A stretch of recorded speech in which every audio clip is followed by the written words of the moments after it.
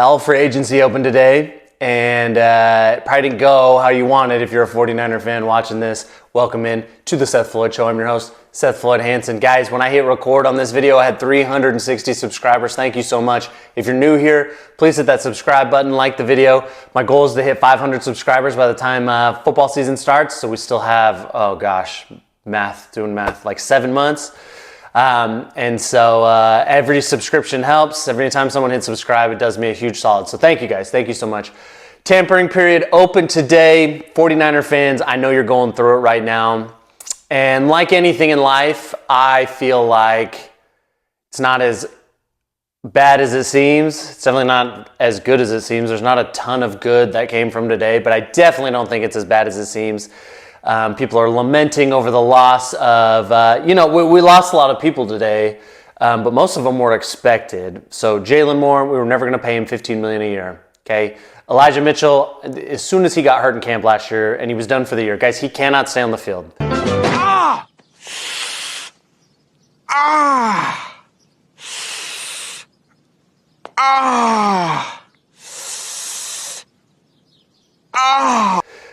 So I don't think a lot of people are upset about that. Talanoa Hufanga, you were probably going to lose Hufanga, okay? You were probably going to lose Hufanga, 3-year deal to Denver. Aaron Banks, like, oh my gosh, they're paying him $20 million a year in Green Bay. See ya, Aaron Banks. Congrats. Like, I'm genuinely saying congrats on the money you've made, but Ben Bartch is going to be in the same tier as Aaron Banks for $3 million or whatever he signed for, not $20 million. And then of course, the biggest is Dre Greenlaw. That one hurt. That's the only one today that I was like, like that sucks, because I really like Dre Greenlaw.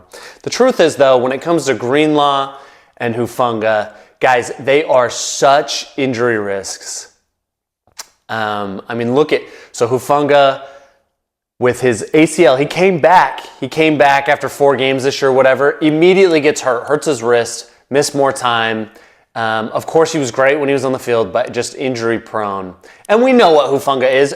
He is a great in-the-box safety, was average in coverage, not the best athlete, but he was smart and he plays the run really well. But I think we all kind of expected him to walk. You have a salary cap. They were not going to allocate a ton of money for a safety. He goes to Denver. Good pickup by Denver. Again, he's going to play the run really well. You'll have to. It depends what Vance Joseph over there is going to ask him to do in coverage. He can't do everything in coverage. It's the reason we blitzed him so much. There's a reason he plays in the box so much. The Dre Greenlaw thing, it hurts because he was so incredible. But guys, he's such an injury risk as well. Like, he came back from his injury and he played one half. He played 35 snaps this season, and he had to tap out because his Achilles was sore. Of course, those 35 snaps he played was incredible. Like, he was a difference maker. But I'm just saying that when it came down to it, I bet you the Niners were willing to give him. So he signed a 3-year, $35 million deal with Denver, $11.5 million a year on average, something like that. I think the reports were the Niners had a prove-it deal, a 1-year prove-it deal for him in the range of $12 million. And they just probably weren't willing to go multiple years. Given how last year went, they gave all this money, they restructured contracts, money to Ayuk, money to Trent Williams, money to CMC, and all those guys got hurt. And I can't say I blame them for being like, look, Dre, we want you back. We've got to see you proven that you can be healthy. We cannot guarantee you money over 3 years with how last year went. Like, we just can't do it, but we'd love to have you back. I don't blame them, guys. It sucks. He was the one that maybe I would have caved on, but given how bad last year went, like, it does not surprise me because he's an injury risk, and so is Hufanga. And so to give multi-year deals with guaranteed money across multiple years, like, it just wasn't in the cards. They were going to have to do whatever they could to get younger. And you don't get younger by hanging out in free agency and signing guys in free agency, which brings me to my next kind of point. Guys, this is the first time in my life as a 49er fan and with like Twitter being around where I literally was like about to delete the app because 49er fans, this is just a constant like repeat for you guys. And I'm one of you, okay? Like the little, like, I'm one of you. I'm a 49er fan, okay? But all the whining and crying that they didn't spend a ton of money. If you're upset they didn't spend money on Hufanga and Greenlaw, that's a different story. That is not what I'm talking about. But you are just lamenting and crying over every free agent that doesn't get signed. Guys, do you understand that you pay a tax when you sign in free agency because you're bidding against other teams? Like historically, teams that spend out the wazoo during free agency, they do not have the best year or the best longevity.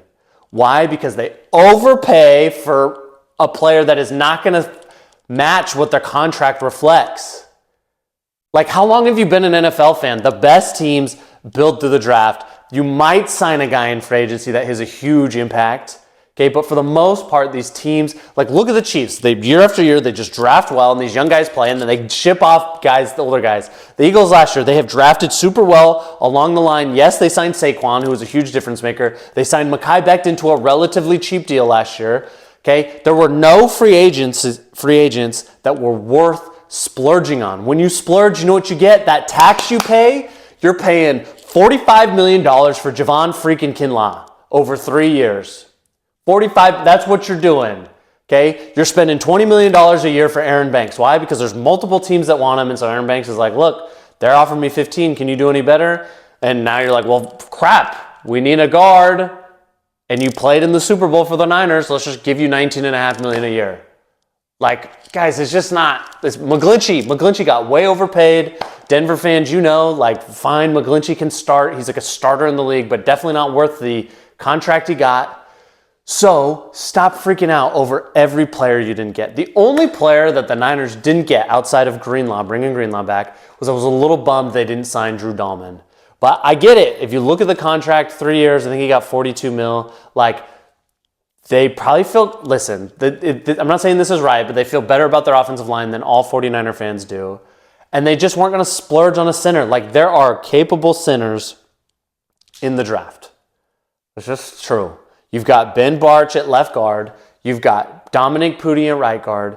You've got Spencer Burford, who is a good swing guard. Can he play center? I don't know. But I imagine, like, Brendel played so bad last year that they probably feel like, look, we can bargain hunt for a center and get better play than we got from Brendel this year. Whether that's in the draft, there are guys in the draft that I'm positive could play center right away. I don't know if they'll draft him.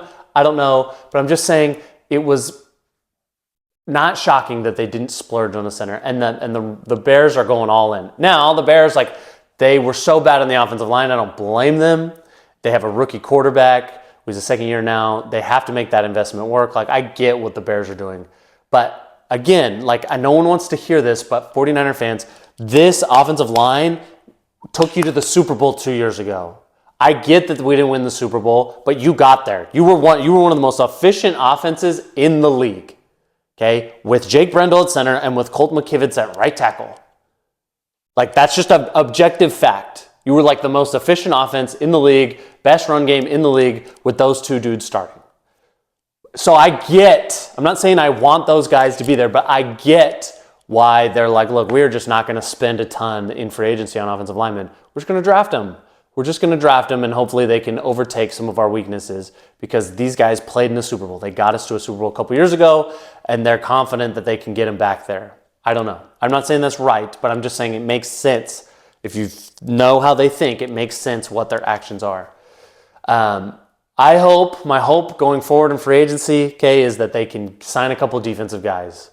That's really what I'm hoping for, okay? I don't think Joey Bosa is like gonna put your franchise over the hump, but he certainly would be an improvement because I think he plays the run well, and he would be a great rotational piece with Leonard Floyd. I think Jonathan Allen, again, if it's an incentive, if Joey Bosa is on a largely incentive-based deal and Jonathan Allen is on a more incentive-based deal, like, I like those signings to help supplement whatever you might get in the draft. It's a great defensive tackle draft, so they weren't ever gonna splurge for anyone that was out there. I'm blanking on names. I know Grady Jarrett got released all of a sudden and he signed immediately.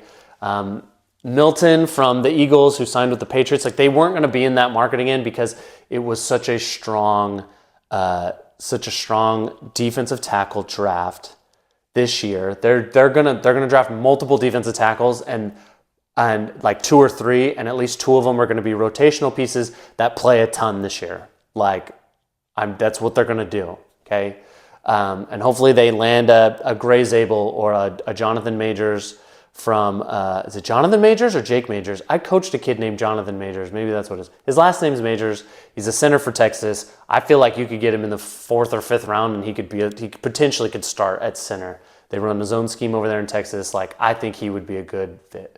But I'm just saying that's what their thought process is now. So who are some of the guys? Well, they're in on Joey Bosa.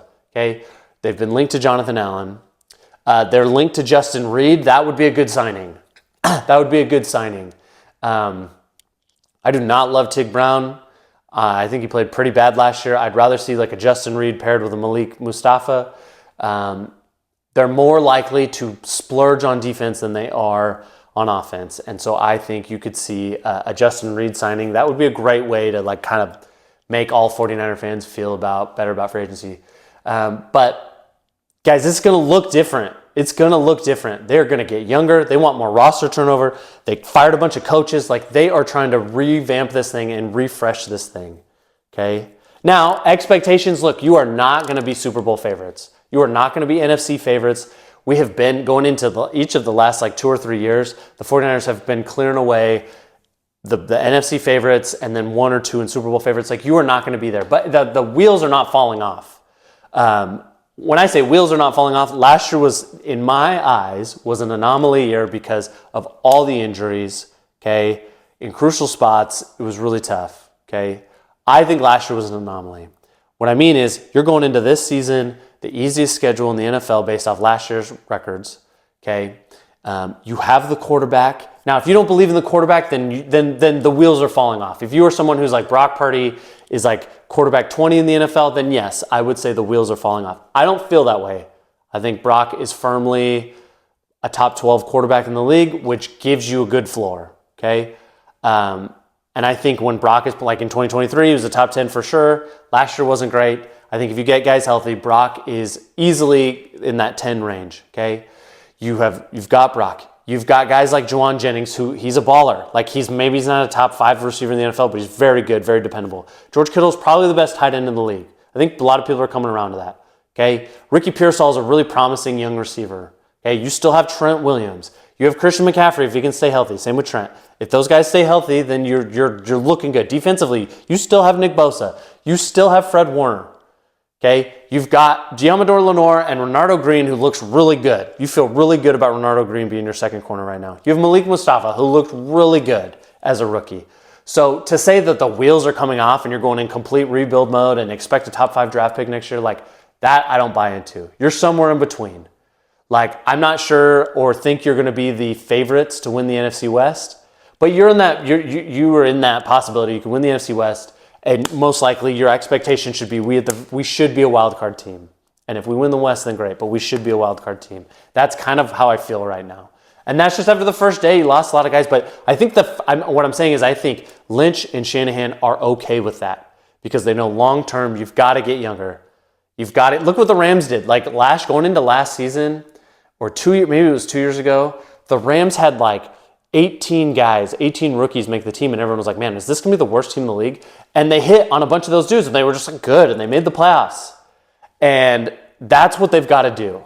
The only way to sustain long-term success is you've got to draft well, get these young guys in, new blood, and project this thing. You can't just keep running it back with the same old crew, which is what they've been trying to do for the last 3 years, and it just hasn't worked. And then it really fell off last year.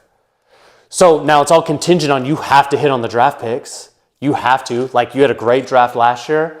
You have to have a similar draft like you did last year. And if you do that, then you feel really good. If you have a draft like you had last year, you're in the playoffs. I truly believe that. You're going to find difference makers on that defense, and you're going to be in the playoffs. You got Robert Saleh back. You're going to be in the playoffs if you can get some young, fresh blood. You don't get young, fresh blood, for the most part, through free agency, through spending like crazy in free agency. And now 49er fans don't want to hear that. You want to hear, look, we are all in on the Super Bowl this year. I think they're look, we will compete. We feel good about our quarterback. We have a couple guys that are all pros, Fred Warner, Trent Williams, Nick Bosa, George Kittle. We have guys that are at the top 3 at their position, okay? So we feel like we're going to compete. But instead of being all chips, all in on the table in 2025, and we're just going to spend recklessly on free agents or whatever, we're going to try to have a more long-term mindset than what we've had. We have to do that through the draft. And we're not going to just give out contracts to guys. Guys, like, look at, and for those of you upset, look what happened to Javon Hargrave. We gave Javon Hargrave all this money. He lasted 2 seasons. He was bad. Didn't even play last year. That wasn't his fault. He was not that good in 2023. He was okay. He had a couple moments, but definitely didn't live up to his contract. Free agency, more often than not, is not good because you're spending crazy. Where you kill it in free agency is when you sign a low-level day 2, day 3 free agent and he outperforms that contract. That is how you win free agency. Like when the Niners signed Laken Tomlinson, however many years ago that was a while ago, and he just crushed it. He just played like every game for 3 straight years on like a $5 million deal and just way outplayed his contract. And then he left, he went to the Jets, and he got a huge contract. That's how you win free agency, okay? You don't win free agency by giving Javon Kinlaw $45 million a year or Aaron Banks $20 million a year because he's not going to outplay that contract. Javon Kinlaw is not going to outplay that contract. So it sucks. It's frustrating. I don't like losing guys. I don't like losing guys like Greenlaw and Hufanga, but it's very predictable. This was what was going to happen. And I'm all for it because this is how you sustain long-term success. Maybe you don't. Maybe you're not a real threat this year. Maybe you just, even if you're completely healthy, you're just like a wild card team and you get bounced in the divisional round. Like, I can live with that knowing that the trajectory is okay, but part of the reason we lost in the divisional round is because we were so young along the defensive line and offensive line, and now they're going to be even better. Like, look at the Chiefs, look at the Eagles. Like, they draft well. The Ravens consistently draft well, and guess what? Every year they're just like really good. That's what they need to do instead of doubling down on all these older guys that have just been getting hurt. Speaking of older guys, Juszczyk was let go. He was released tonight. And that sucks. I love Juszczyk, best fullback in the NFL, but he wasn't great this year. In his defense, not everyone was great, but this is an effort to like, look, we're going to slash payroll and we are going to get younger and we're just going to try to evolve a little more, okay? And it just is what it is. He's old. He's played a lot of football, and they're just trying to get newer, okay? He didn't want to take a pay cut. Don't blame him. See what he can go get. They just were trying to get younger, okay? Those are my thoughts on free agency. It was not a fun day. I'm not saying it was fun, but I understand the direction. Let's see what happens over these next few days. See what signings they make. It's all about the draft. Your success into this season is going to hinge on the draft, okay? Without a good draft class, you're nothing anyway. So that's where I would start to really focus. But keep an eye on Joey Bosa. I think that's a good deal if they can get him cheap. Jonathan Allen, same deal. Justin Reed, we'll see. I would love that signing. I don't imagine they're clearly not going to break the bank for anybody. So hopefully Justin Reed just wants to come to San Francisco and they offer him enough. But we'll see what happens, okay? We're going to see what happens. Cooper Kupp's about to get on the market. I know I'm talking about younger or whatever, but they do have to do something with a receiver, I would think, because you don't know what Brandon Ayuk is. And I don't know what the market is for Cooper Kupp, how many teams are in on him. Maybe Cooper Kupp wants to play the Rams twice a year. I'd be cool with a Cooper Kupp deal. Again, like on a cheap 1-year prove-it deal, I would be cool with that. That's the kind of signing I'm okay with. But we'll see what happens. I don't have any paper for you tonight. If you're still here, thank you. I've been rambling like crazy. Hit subscribe, like the video, but subscribe. That's the big one. And don't lose your minds, 49er fans. Okay, I'm about to delete Twitter, delete X, because I can't handle all the crying. Like, guys, you don't win in free agency. You just don't. You win by... You just don't. You don't. I'm sorry. But historically, look at teams that spend like crazy in free agency. Generally, they just kind of underperform. And I'm not saying they suck, but they generally aren't real Super Bowl contenders. So it's going to be okay. I promise you it's going to be fine. Have some trust in this regime that has taken you to multiple NFC championship games, multiple Super Bowls. Okay, you can whine and cry that we didn't win it, I get it, but most teams haven't sniffed an NFC championship game or AFC championship game in decades, so whatever. That's all I got for you. You guys are the best. Subscribe. I'll give you some more updates. We'll see what happens this week, and hopefully it's good news. I'm out. Go Niners.